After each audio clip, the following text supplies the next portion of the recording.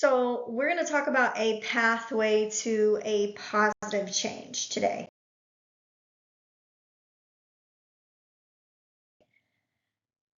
If you're like anybody else, we all have anger blind spots. But how do we know? If we're repeating the same patterns with the same poor results, that's going to be an indication. So, like, for example, when you're repeatedly feeling riled up over a social situation and you act as if that situation exclusively caused the feeling, that's a blind spot. Because it's not that specific situation if it's continuously happening. Paul Dubois, the founder of Rational Therapy, he asserted that emotional thinking is a blind spot for a lot of people. He said, let us note the fact that if the conduct of others has been the cause of our emotions, it's really we ourselves who have created it by the way that we have reacted. So it's not the other person, it's within ourselves. And the more that you know about your anger thoughts, the quicker you can spot them and get rid of them yourself. We're going to explore 4 different ways to free yourself from the harmful feelings that come up with the anger thinking so that you can more happily and more realistically get on with your life. And this is going to include discarding any false beliefs to kind of start on that path of the emotional freedom. We're going to learn how to use Albert Ellis's famous ABCDE technique to kind of hone in on your reasoning. And to set yourself free from that inner tyranny of the parasitic anger thinking and really promote your mental flexibility and your tolerance for reality by substituting probability thinking rules for, like, if we're thinking in black and white, absolute perfectionist thinking, then we need to substitute that for probability rules. And I'll get into this in a moment. When we have fewer anger patterns to contend with, the chances are that you're going to experience harmony between what you think and what you feel and what you do. So you're part of a belief-making species. We all develop beliefs. Your core beliefs represent your convictions for what is true and what is false, what is right, what is wrong. And your beliefs are fused with the meaning that you give to your life, the meaning that you give to things, and the meaning that you give to why people do what they do. Your beliefs influence whether you're going to tend to view situations on a scale, as a probability, or in black and white terms. And some are going to be fact-based beliefs, and some are going to contain partial truths, and some are going to be fuzzy or false, depending on where that belief came from in the first place. And of course, you're going to evaluate and judge and organize your actions through combinations of cognitive processes like logic and reason and intuition and insights, heuristics, which are like rules of thumb, different associations from experiences. Some people say common sense. I say common sense isn't common, but we'll go on. The list goes on and on to where these beliefs come from, but it doesn't matter. Your beliefs often color these processes as well as your perspectives and your perceptions. How we're viewing it is colored by that belief.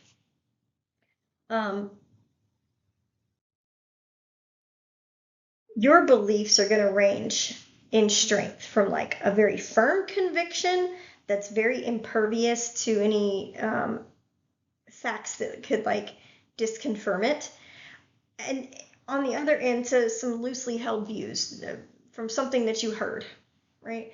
You're naturally gonna ground some of your beliefs and experiences. So, like, for example, you believe your best friends have high integrity because they routinely keep commitments and act responsibly. Something that's grounded in your experience. I'm not going to touch the stove when it's on because I know it's hot because I've touched it before. Every time I touch it, it's hot. So that's a deeply rooted and grounded belief. And it can be a very firm conviction. Don't touch the stove is hot. There's a math problem going around, and everybody is up in arms around this math problem. And it's written out 100 divided by, and then it's got 4 and then a parentheses sign and 2 plus 3 in parentheses. And some people are getting the answer of 5 and some people are getting the answer of 125, and they're saying, oh, well, you can't do the order of operations because it's left to right, and other people are like, order of operations says multiplication before division. And so they're getting different answers, and these people are losing their minds because this is how I've always done it. I'm very grounded and rooted in this particular way to do math. And they're firmly convicted on this is how this is done. And that's going to color how they're viewing the other person, the interaction, things of that nature.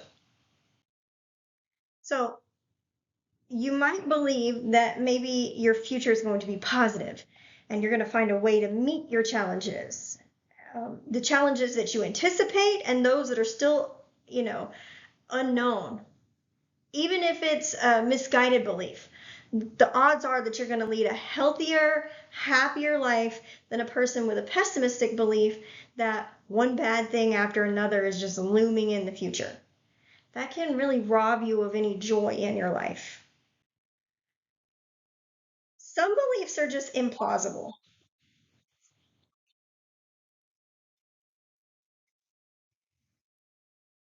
A pessimist. Hmm. Yeah. A pessimist, yes. So if you're constantly pessimistic in your thinking, then you would be termed a pessimist. But I don't like labels in here. So your thinking is pessimistic, you are not. Does that make sense? Like labels,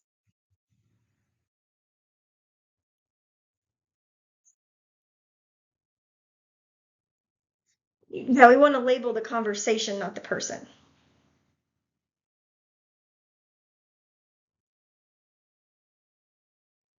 Yeah, correct. So like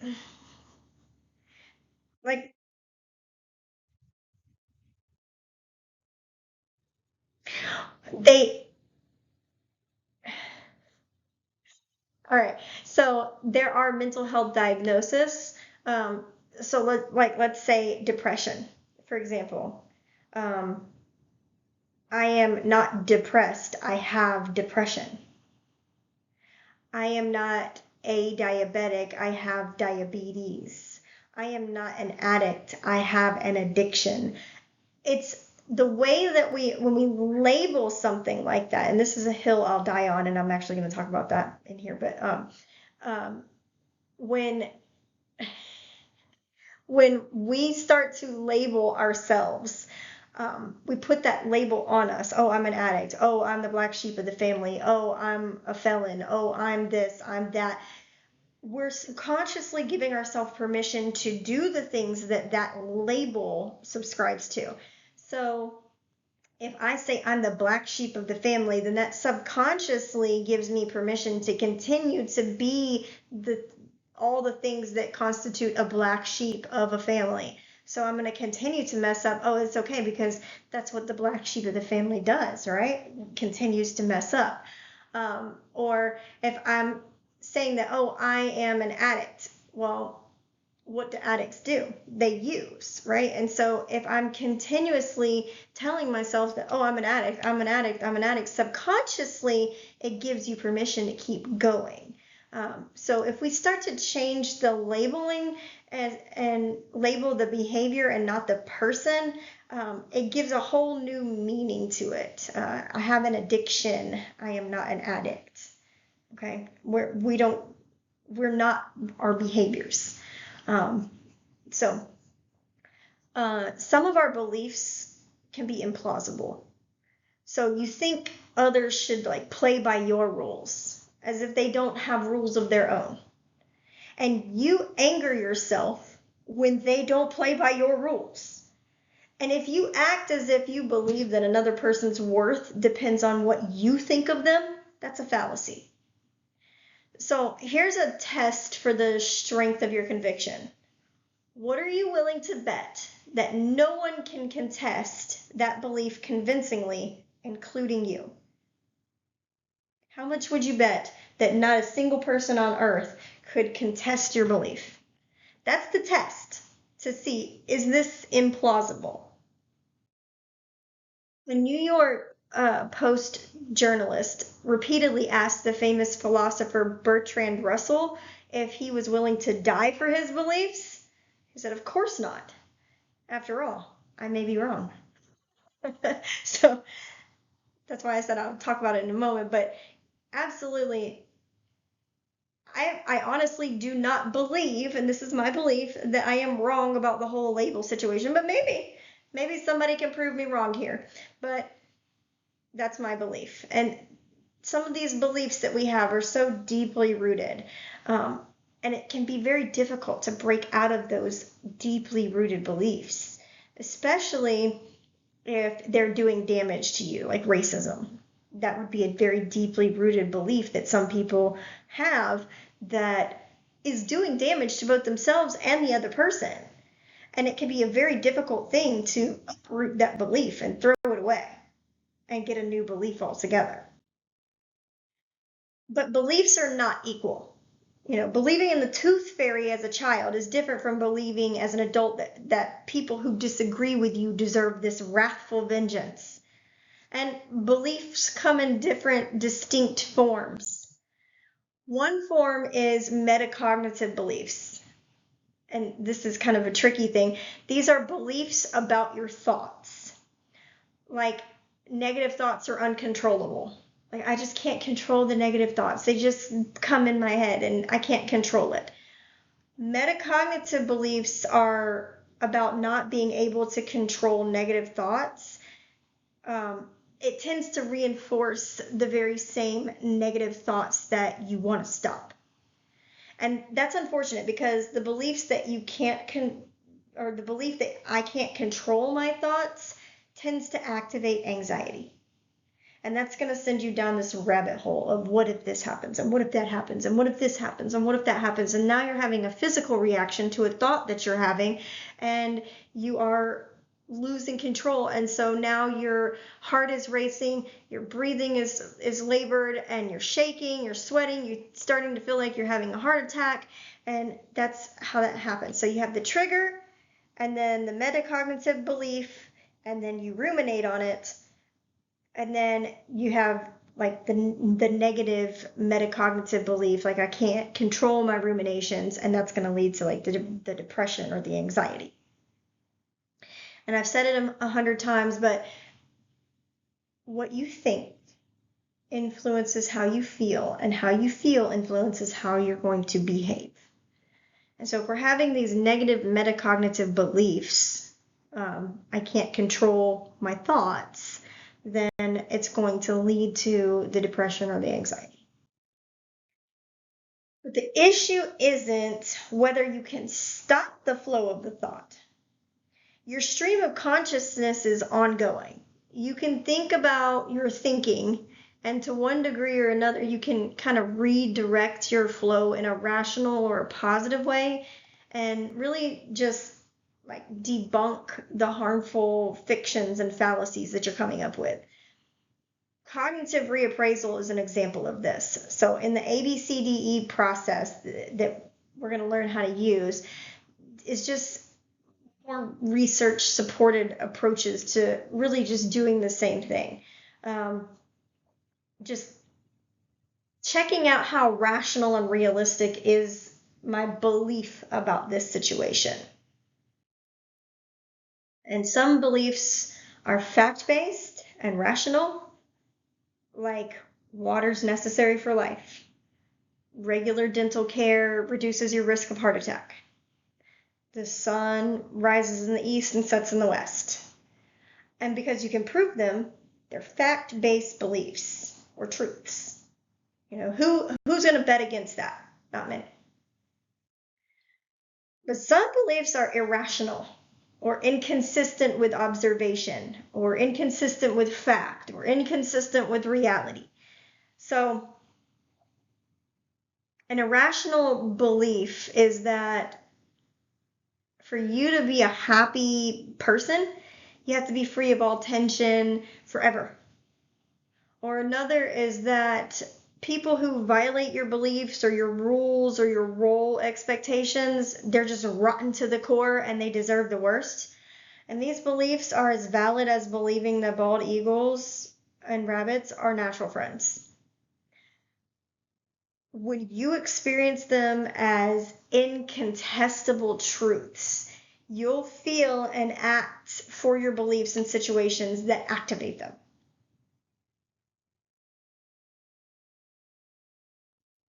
So the question here is, are your core beliefs powerful? So in the Pacific Ocean theater near the end of the World War II, the Japanese authorities sent young pilots to fly into vessels in the U.S. fleet. Our primal instinct is to survive and thrive. And this suicide run went against that mandate. But close to 4,000 pilots flew to their deaths on kamikaze bombing runs. So what makes this a complex issue? The pilots learned that they would fly on a divine wind to heaven for their heroic deeds of saving the Japanese nation. And as these winds have saved the nations for centuries before, it would save them.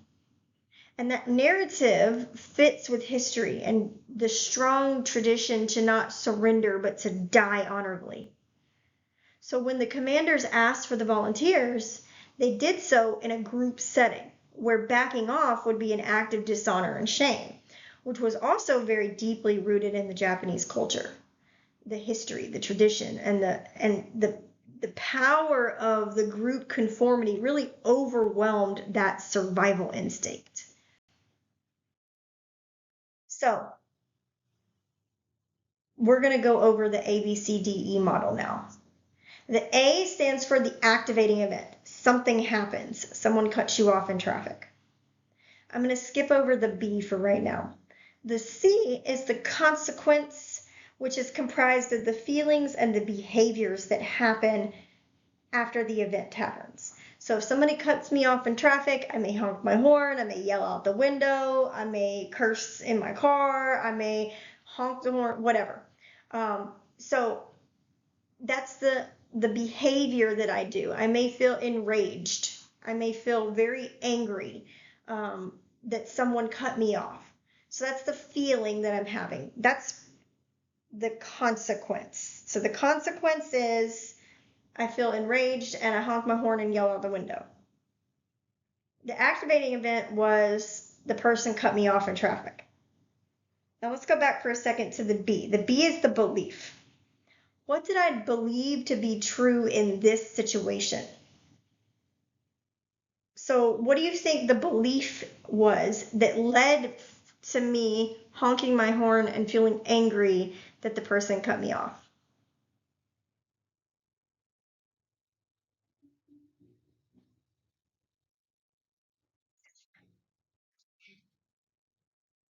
That what?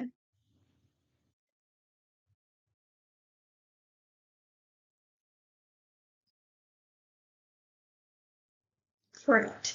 Yeah, so we have this idea that I'm in this lane, this is my lane, I have every right to be here, you should not cut me off. Now, that's the A, B, and C. The A, the activating event, the B is the belief, and the C is the consequence or the feelings and behaviors that happen because of my belief. Now, the D stands for dispute.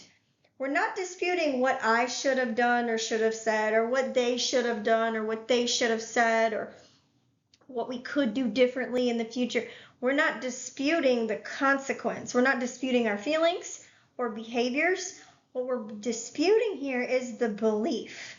You should not cut me off in traffic. Well, who am I to tell other people what they should and should not do, or what they should and should not say?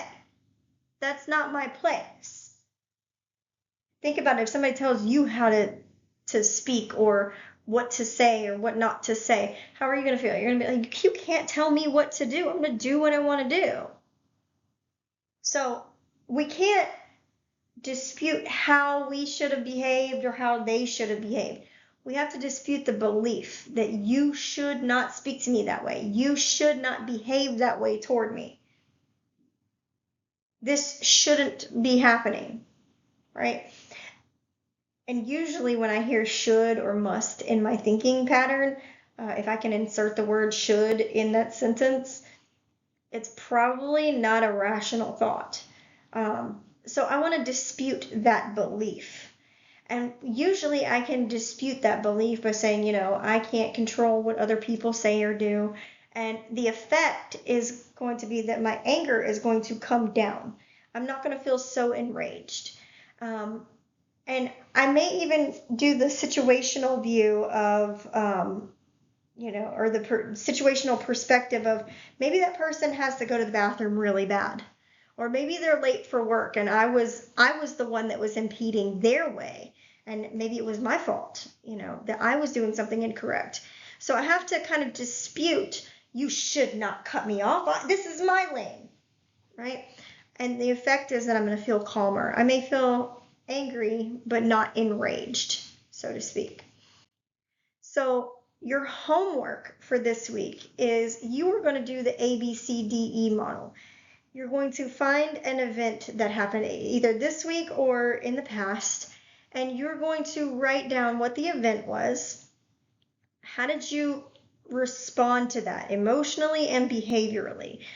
And I want you to then go back and do the B, the belief about the event. What belief did you have about the activating event that led to the emotional and behavioral consequences that happened? Then I want you to ask 4 basic questions of yourself. If 12 people observed the event, would they all come to the same conclusion? What part of my thinking is likely to be rational and verifiable? What part of my thinking is likely to be parasitic and disconfirmable? And does my anger belief help me to achieve reasonable and constructive goals? And then I want you to write down the effect that has on how you're feeling and thinking going forward.